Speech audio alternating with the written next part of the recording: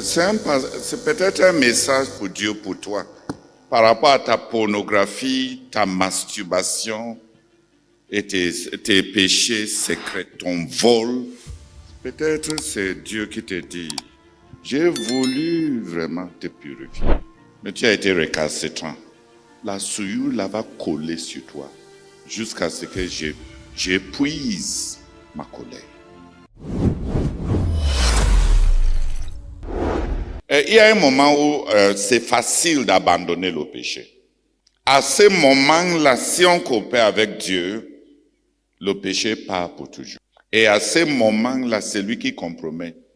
Il y a un passage biblique qui dit, comme j'ai voulu vous purifier et vous n'avez pas voulu être purifié, ainsi parle l'Éternel, votre souillure ne sera plus jamais enlevée.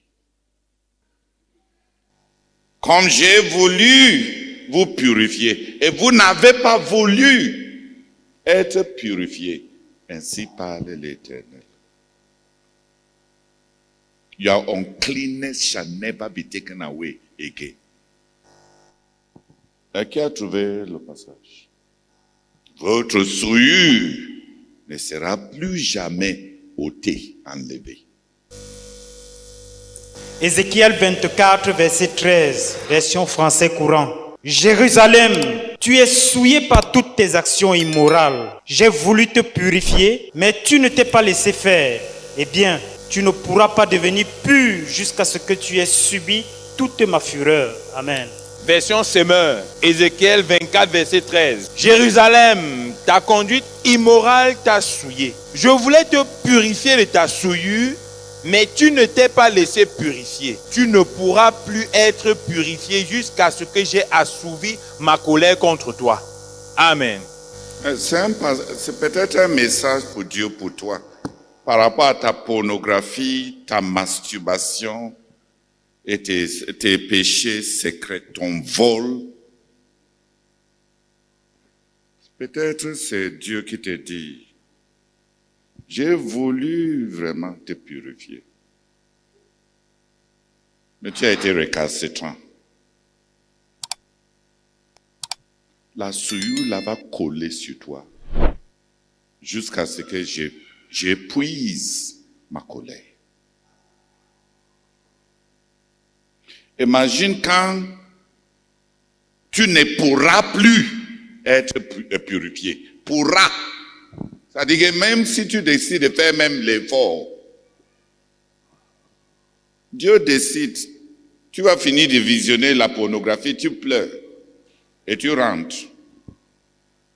Il y a 26 ans, je pense, j'avais lu un traité de David Wilkerson. Le traité traitait sur les marques des personnes que Dieu a livrées. Comment reconnaître les gens que Dieu a livrés? Quand Dieu ne te touche plus, comment reconnaître les gens qui seront condamnés et qui vont aller en enfer parce que Dieu lui-même les a livrés? Il a pris l'exemple de Saül.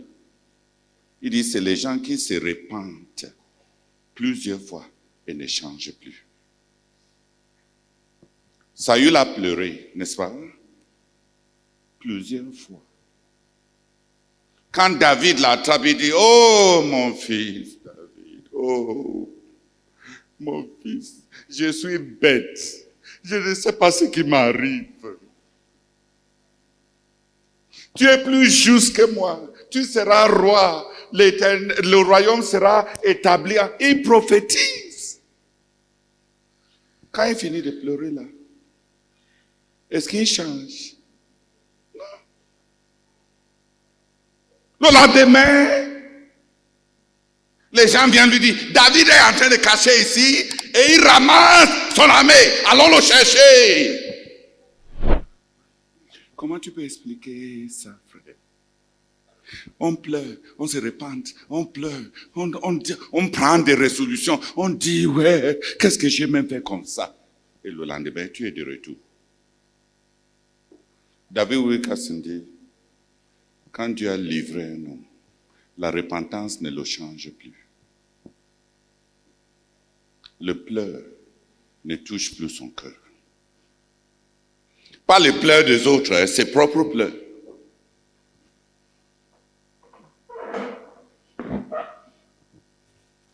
Seigneur, c'est très grave ce que tu es en train de dire. Confronte-nous avec notre complaisance avec le péché. Seigneur, je prie que ce soit fixé en chacun de nous, qu'on n'aura pas toujours la possibilité de se repentir, d'abandonner même si on voulait. Seigneur, accorde-nous de prendre au sérieux ce que tu nous dis, des avertissements, afin que nous te prenions au sérieux, que nous te prenions au sérieux dans notre marche avec toi, dans notre attitude vis-à-vis du péché, nos compromissions, les choses que nous pratiquons en cachette. Nous t'implorons, Seigneur, dans ta grâce. Oh Dieu, ne nous livre pas à nous-mêmes. Qu'il y ait un traitement radical dans nos cœurs, pour qu'il y ait une bonne disposition de cœur, honnête et bon, pour changer radicalement et te suivre. Au nom de Jésus, Amen.